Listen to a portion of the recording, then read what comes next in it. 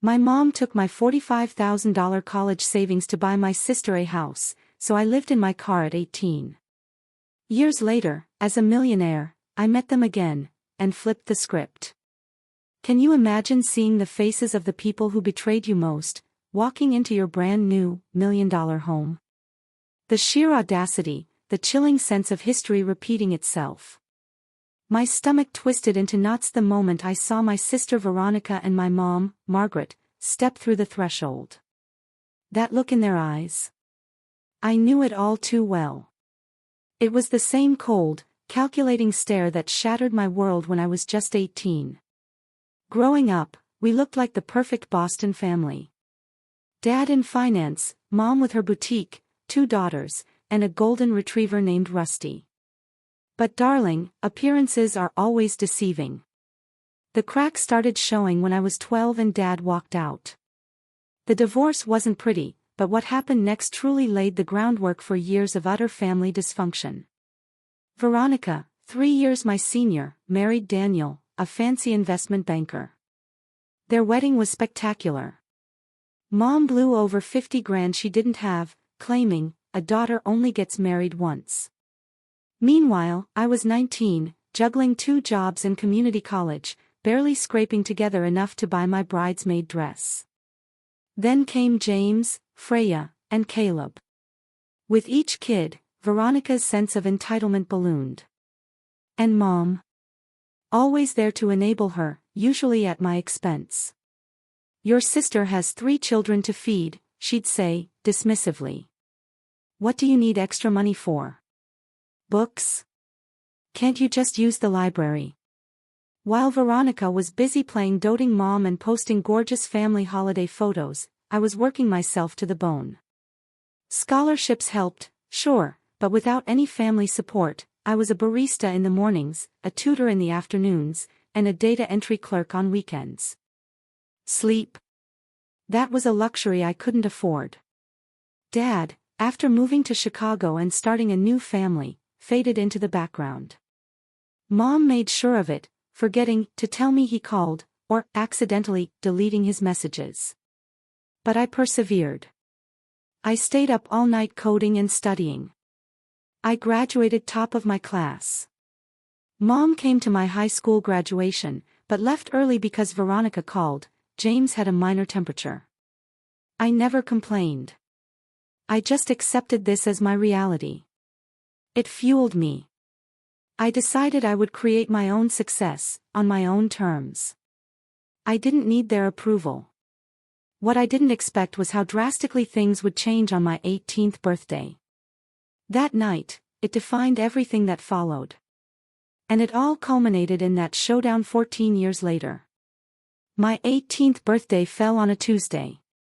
I remember because I'd actually managed to get the evening off, a rare feat. I wasn't expecting a huge celebration. Veronica and Daniel were expecting their third, so they had the family's full attention. Still, turning 18 felt momentous. I was legally an adult, graduated high school, and had partial scholarships to 3 universities. When I got home from tutoring, I found Mom and Veronica hunched over spreadsheets at the kitchen table. They barely looked up. Leftover lasagna in the fridge if you're hungry, Mom mumbled, eyes glued to the papers. I heated a plate and joined them, curious. What are you working on? I asked. Mom finally glanced up. Just figuring out some financial matters. Veronica and Daniel need a bigger house now that Caleb's on the way. I nodded, used to these conversations. But then, a cold shiver ran through me. Why did Mom have my college paperwork? Veronica sighed dramatically. We might as well tell her, Mom. Mom smoothed the papers, then looked at me with that familiar gaze, the one that always signaled I was about to make a family sacrifice. Lena, we need to discuss your college plans. With Veronica expecting again, they really need a 4-bedroom house. Daniel's bonus wasn't as large as they expected this year, and they're a bit stretched. I sat perfectly still. I knew exactly where this was going. The thing is, Veronica said, leaning forward, we've calculated everything. Even with Daniel's salary and Mom helping with the down payment, we're still short. Short for what? I asked, though my heart already knew the answer. We need to use your college fund, Mom stated, her voice surprisingly firm. Frankly, it's not like you don't have scholarships already. And community college is perfectly respectable. You can transfer to a university later when things aren't so tight for the family. My college fund. The money Dad had started before the divorce. The money Mom had promised would remain untouched. I was banking on it to bridge the gaps my scholarships wouldn't cover. But that's my money, I replied gently, my voice barely a whisper. Dad set it aside for my education. Veronica rolled her eyes. Don't be selfish, Lena. We're talking about a home for your niece and nephews. Where are they supposed to sleep? Should Caleb just live in a closet because you want to attend some fancy university? That's not what I'm saying. I insisted, my voice rising. But I've worked so hard for this. I've maintained a 4.0 GPA while working multiple jobs. Those scholarships won't cover everything. You can take out loans just like everyone else, Veronica snapped. Daniel and I have a mortgage. That's life. Or, she added, a smirk playing on her lips, you could live at home and attend community college. That would be much more economical. Something inside me snapped. A lifetime of acquiescence, of being the quiet, understanding one, evaporated in a flash of pure, unadulterated outrage. No. One simple word, hanging in the air. Mom blinked, clearly not expecting any resistance from me. Excuse me, she asked, her voice sharp. No, I repeated, more forcefully this time. That money is for my education. Dad, and you, set it aside for me. It's not Veronica's house fund. Mom's expression tightened. This isn't a negotiation, Lena. This is what's happening. And I have a future to build. I shot back, my voice cracking with emotion. I've earned those scholarships. I've worked while maintaining perfect grades. I deserve to use my college fund for college. Veronica let out a cold, disdainful chuckle. Oh, please. Like you know anything about real responsibility. Try having 3 children before you lecture us on what you deserve. Tears stung my eyes, but I swallowed them back. This isn't fair, and you know it. Mom jumped up, scraping her chair loudly. My priority is my education, I stated clearly. That's not wrong. Well then, Mom said, crossing her arms, her eyes hard. If that's your attitude, you have a choice to make. Accept that the money is going to help your sister, or pack your bags and figure out life on your own. You're 18 now, after all. An ultimatum. It hung heavy in the air. Veronica actually smiled, confident that I would back down, as I always had. But something had fundamentally cracked within me. Years of being second best, putting Veronica's needs ahead of my own, it all came crashing down. I stood up. Gently. I'll pack my bags. The shock on their faces would have been satisfying if I hadn't been so terrified. Mom definitely didn't expect me to choose independence. Don't be so dramatic, Veronica scoffed. Where would you even go? I didn't respond. I walked into my bedroom, pulled out my largest suitcase, and started packing. Clothes, toiletries, my laptop, my vital documents, mechanically. Family portraits remained on the walls. They didn't feel like mine anymore. Mom appeared in my doorway as I zipped the suitcase shut. You're being ridiculous. Sleep on it, and we'll discuss this rationally in the morning. There's nothing to discuss, I said, startled by the calmness in my own voice. You've made your position clear. I'm making mine clear, too. I pushed my suitcase past her, grabbed my backpack from the hook near the front door, and stepped out into the cold night. Nobody called after me.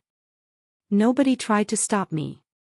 That night, I slept in my car in a Walmart parking lot, my work uniform wadded up as a cushion. For 2 weeks, I kept that routine, working 3 jobs, sleeping in my car, showering at the gym where I had a bargain membership. I told no one. On the 15th day, my computer science teacher, Professor Clara Hughes, found me snoozing in the library. She softly woke me and asked if everything was all right. Something in her gentle eyes broke through my carefully constructed composure. I told her everything. That evening, she drove me to her house and showed me a guest room. "It's yours until you figure things out," she explained simply. No one should face this alone. Professor Hughes became more than a teacher. She became my mentor, my advocate, the first person who believed in me unconditionally. She helped me secure more scholarships, guided me through financial aid applications, and gave me a valuable reference for an internship that would eventually change my life. Everything that happened after the night I was kicked out was shaped by that experience. It showed me I was completely on my own. But it also showed me that chosen family can be far more supportive than biological relatives. Most significantly, it showed me my personal strength, a strength I didn't even know I possessed until I was forced to discover it. With Professor Hughes's help, I secured enough financial aid, scholarships, and part-time work to attend a local state institution instead of my dream school. It wasn't Boston University, but it had a strong computer science program, and I dove in. College life was very different for me. While my peers partied and joined clubs, I worked, waitressing, staffing the university IT help desk, doing freelance web development late into the night. Sleep became a luxury, social life a distant dream. Yet, despite the insane schedule, I maintained a flawless GPA. Computer science came naturally to me, and I often found myself helping struggling classmates. One of them was Isabella Tran. Isabella, brilliant but delightfully distracted, became my best friend and eventually, my business partner. We were opposites in so many ways. I was methodical, she was impetuous. I excelled at back-end programming, she had a knack for user experience and design. Together, we were a perfect storm. During our junior year, we started talking about a money management app for young adults. Most existing tools were designed for the financially secure, not for people like us, living paycheck to paycheck. We saw a gap, and we were hell-bent on filling it. Using campus resources, we created a prototype. We called it Sen, an app that let users visualize their spending, automate savings, and build responsible credit. Our professors were impressed. More importantly, our classmates found it incredibly useful. After graduation, Isabella and I faced a choice: stable corporate jobs or chasing our business dream. The safe option was tempting, especially given my financial history. But I remembered Professor Hughes's words, sometimes the riskiest path leads to the greatest rewards. We took a chance. We moved into a tiny, roach-infested flat to save money. We poured every ounce of ourselves into Senator I coded while eating ramen. Isabella worked on UIs until daybreak. We hit every networking event, pitch competition, and startup program we could find. For 6 agonizing months, we faced rejection after rejection. Investors thought we were too young, too inexperienced, or focused on the wrong demographics. College students don't care about financial planning, one venture capitalist scoffed. But we persisted. Our breakthrough came with a small company grant. It allowed us to hire our first employee, a marketing professional who helped us refine our messaging. We pivoted slightly, focusing on recent graduates with student loans rather than current students. The app gained traction. Slowly, then exponentially. We were featured on a tech blog. A financial influencer with millions of followers endorsed Senator. Our user base exploded from thousands to hundreds of thousands. Throughout this process, I occasionally thought about reaching out to my family. I'd had very little contact since that night. Mom called 3 months after I left, not to apologize, but to inform me they'd spent my college fund on Veronica's down payment. Dad sent periodic texts, but our relationship remained distant. Instead, I focused on growing my business and my personal life. Years passed in a blur of code, meetings, and eventual achievement. Isabella and I moved from our shabby flat to a proper office. We hired more developers, customer service agents, marketing specialists. Sen evolved into a comprehensive financial platform. 5 years after we started, we received an acquisition offer from one of the country's top financial technology organizations. The amount was staggering. Enough to make Isabella and me wealthy many times over. After weeks of negotiations, we finally agreed. I was 30 years old, suddenly richer than I'd ever believed possible. The worried 18-year-old sleeping in her car felt like a completely different person. Financial security gave me the freedom to make intelligent decisions, not desperate ones. I invested most of my windfall, donated to scholarships for first-generation college students, and finally, allowed myself to dream of building a home. A real home, not just a place to crash between work shifts. After months of searching, I found it. A beautiful craftsman-style home in an upscale neighborhood. At $960,000, it was a hefty investment, but well within my budget. 4 bedrooms, character and charm, hardwood floors, huge windows, a wraparound porch, a big backyard. It needed renovations, but I saw its potential immediately. As I signed the closing papers, I couldn't help but appreciate the irony. 14 years ago, my college fund was drained to help Veronica buy a bigger home. Now, I was buying $1 million property with money I'd earned myself. During the renovation, I got an unexpected note from my father. He'd seen the news about Sen's acquisition online and wanted to congratulate me. Our chat was awkward, but it opened a door. He admitted he'd lost track of me after I left and was too embarrassed to try harder to find me. He'd divorced again and moved back to Boston. Would I consider meeting for coffee? That coffee meeting was tense, yet healing. Dad apologized for being absent during my hardest years. He confessed he knew about the college fund situation but felt powerless to intervene. I didn't forgive him instantly, but I appreciated his honesty. We agreed to try and rebuild our connection. During our talk, he revealed that Veronica and Daniel were struggling again.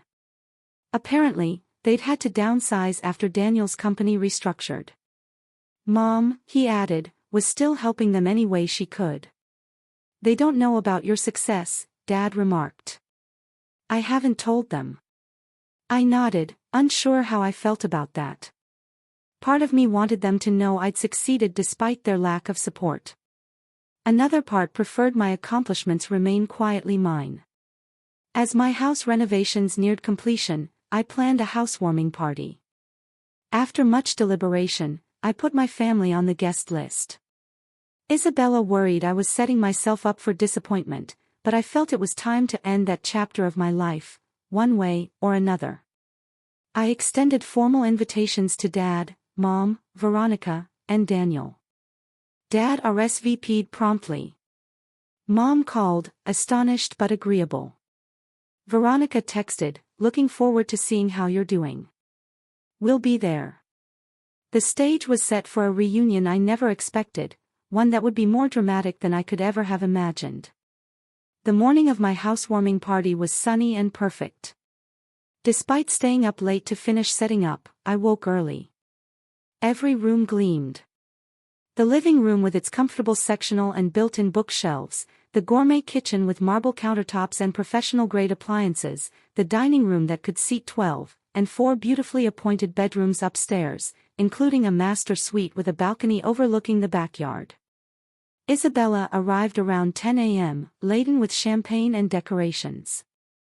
Are you sure you want to go through with this? She asked, arranging flowers.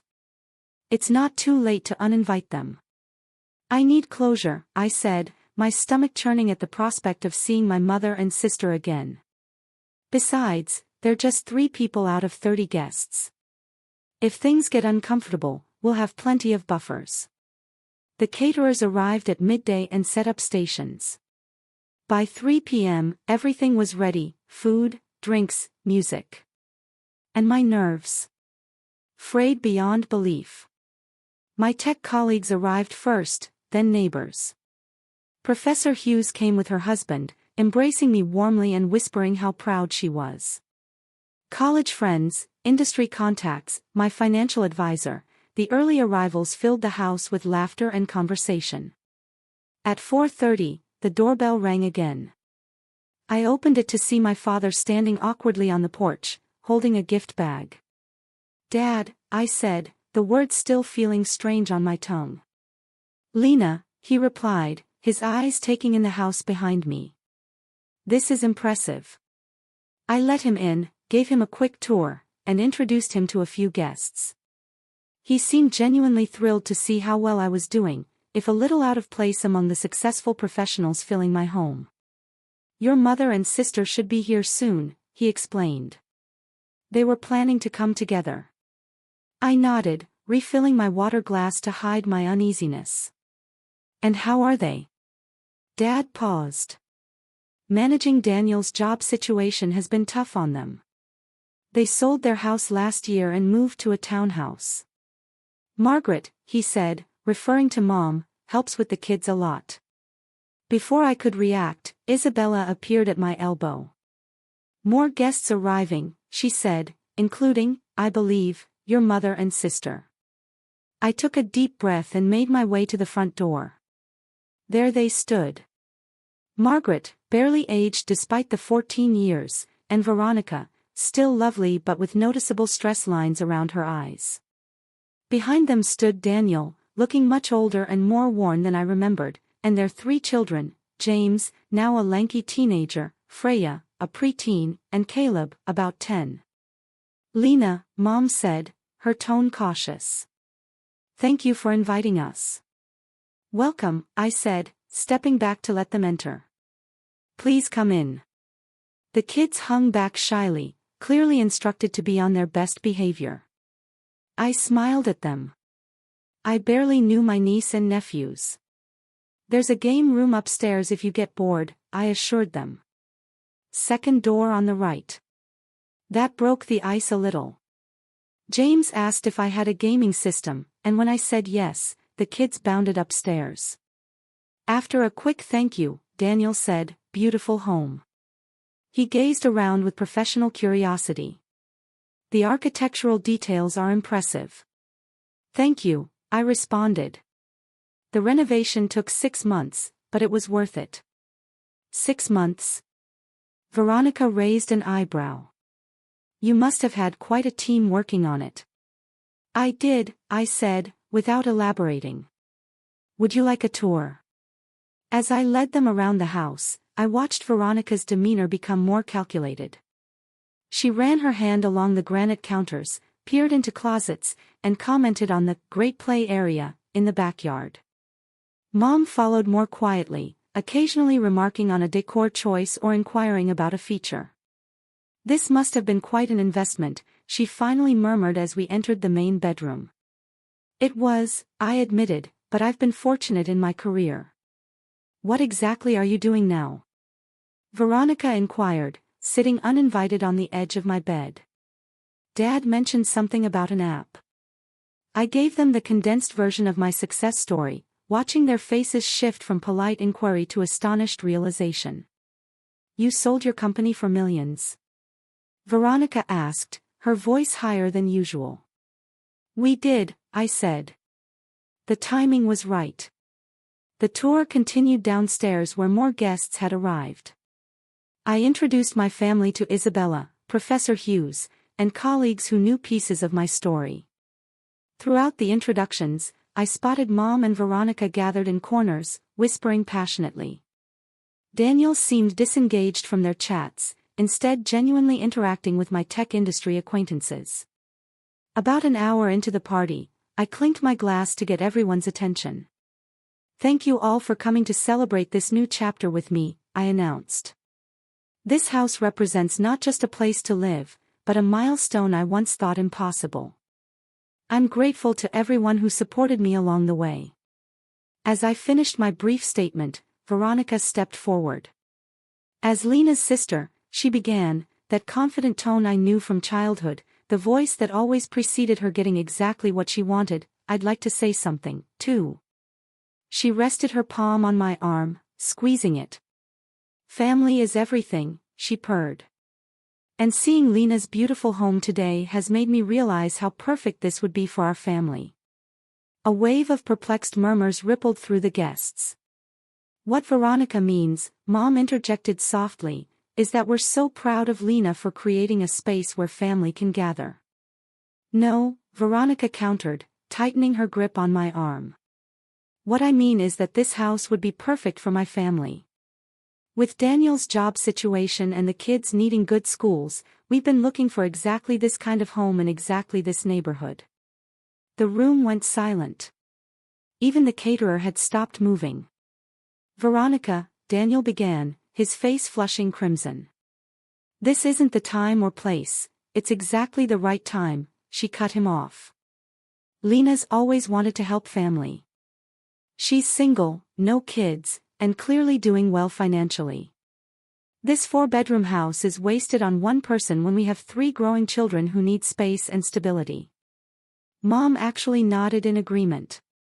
I stood paralyzed, barely believing what I was hearing. After 14 years of almost no contact, after seizing my college fund, they were now requesting, no, expecting, that I just hand over my home. Lena, Mom said, her voice taking on that authoritative tone I recognized all too well. You need to pack your bags and find somewhere smaller. A condo downtown would suit your lifestyle much better, and it would mean the world to your sister's family. Veronica was already pacing the living room, pointing out the adjustments they planned to make. James could take the bedroom with the bay window. Freya would love the purple room, and Caleb would have so much space for his toys in the smallest bedroom. Mom joined in. After all Veronica's been through, she deserves this. It's the least you could do as her sister. The room was utterly silent. My guests stared at us with horrified fascination. Isabella rushed to my side, her hand gently on my back, offering silent support. I took a deep breath, feeling strangely calm despite the absurd scene unfolding.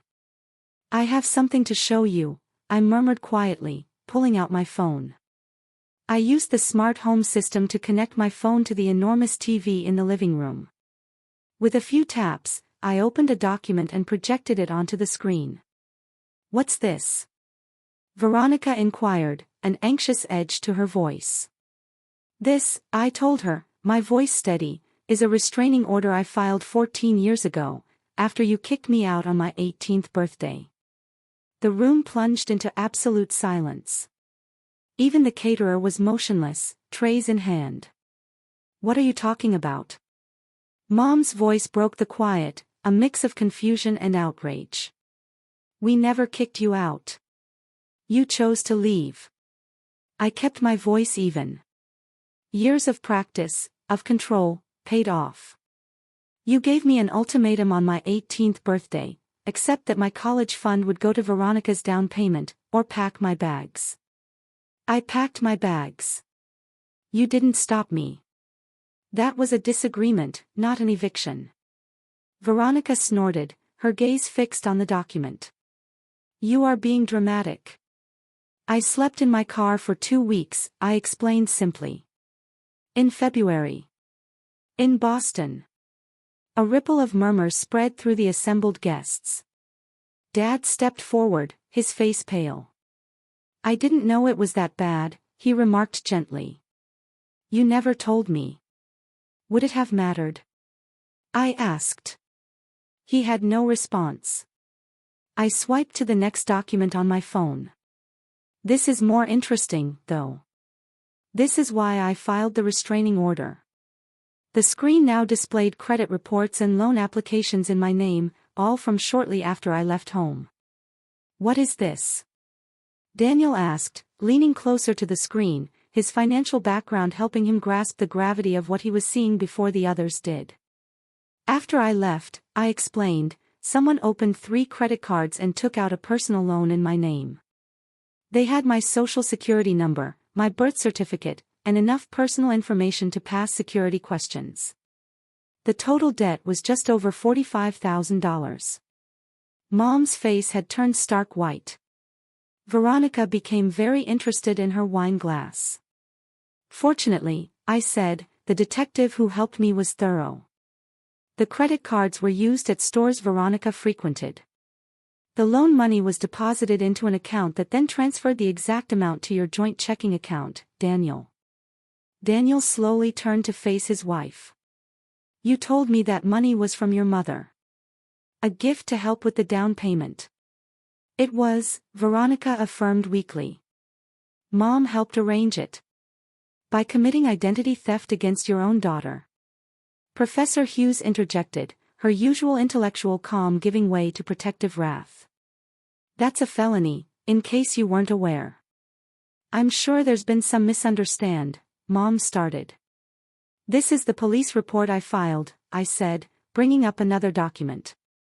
I had enough evidence to press charges for identity theft and fraud. The detective was particularly interested in this loan application. I zoomed in on a signature where someone had attempted to counterfeit my signature but misspelled my middle name. Veronica's hand shook so violently she had to put down her wine glass. If you filed charges, why weren't we arrested? She asked, her voice lacking conviction. Because I didn't pursue it, I explained simply. I was 18, terrified, and despite everything, you were still my family. So, I made a deal with the detective. I would pay off the fraudulent debts myself if they documented everything, but held off on prosecution. I swiped to another document. This is proof of payment. Every cent of that $45,000, plus interest, paid by me over 3 years, while I was putting myself through college, working 3 jobs, sleeping 4 hours a night, eating ramen noodles to survive, all while paying off debt I never incurred. Daniel looked physically ill.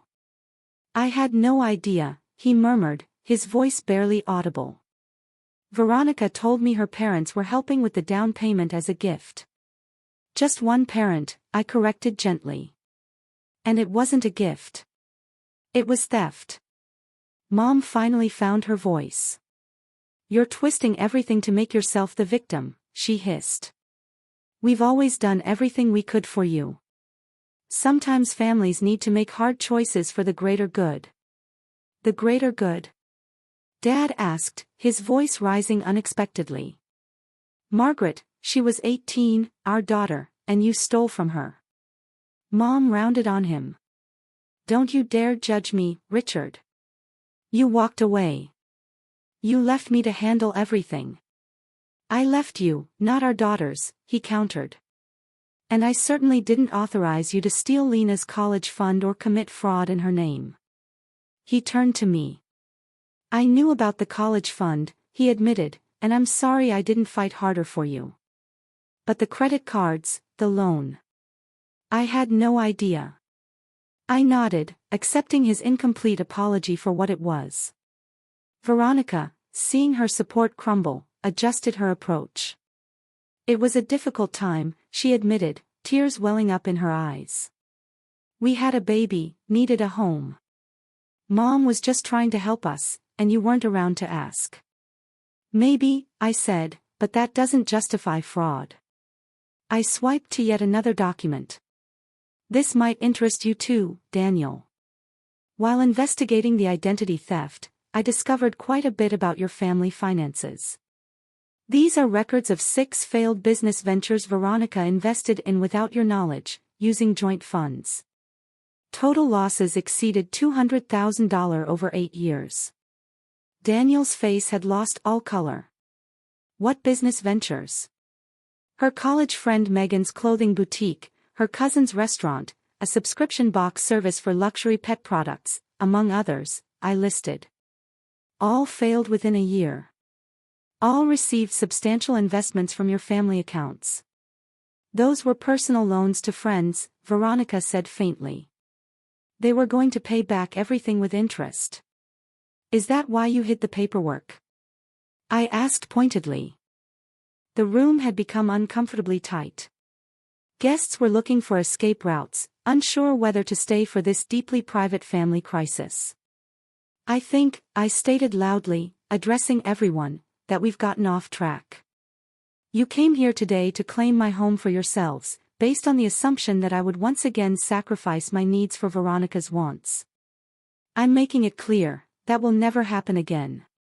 So, you'll throw your own sister's family out on the street? Mom demanded. Where's your compassion? My compassion? I laughed, but there was no humor in it. Where was your compassion when I was sleeping in my car in winter? Where was your compassion when you stole my identity and left me with crushing debt before I'd even started college? Mom opened her mouth before closing it again. I'm not throwing anyone out on the street, I explained, more softly now. But I'm not giving up my home.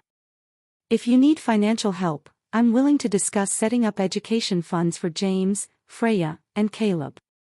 They're innocent in all this, and I'd like to know my niece and nephews. We don't need your charity. Veronica snapped, despite Daniel's face clearly indicating otherwise. It's not charity, I responded. It's family helping family the right way.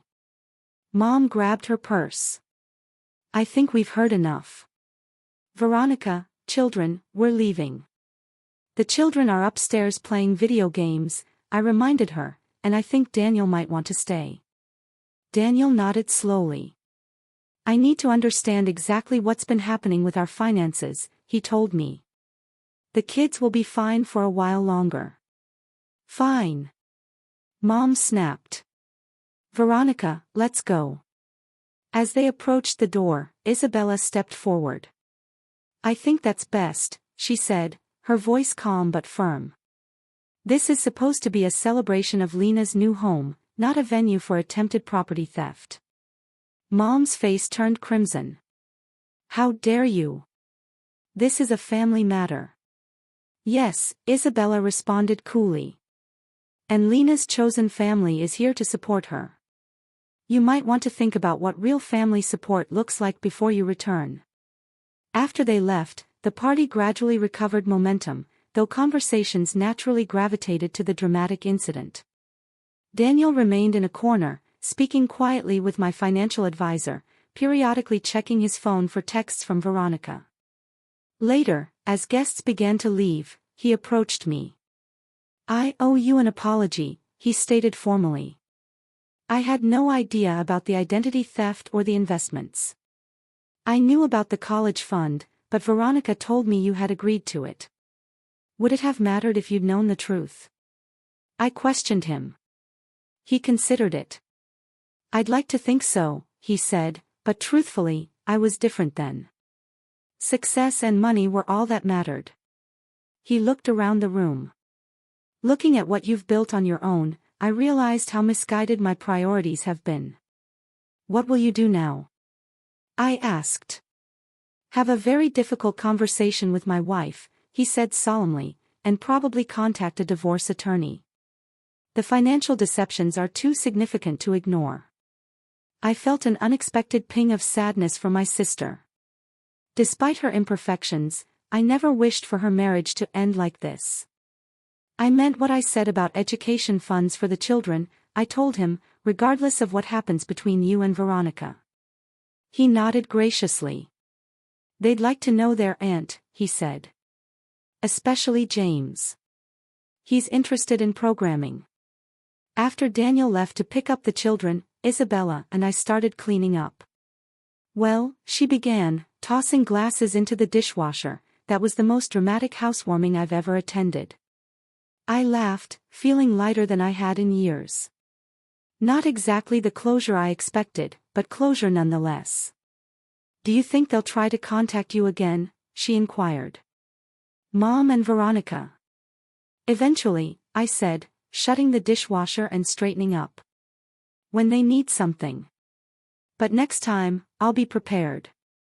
No more doormat, Lena. As the final guest left, and silence descended over my new home, I wandered through each room, admiring what I'd created.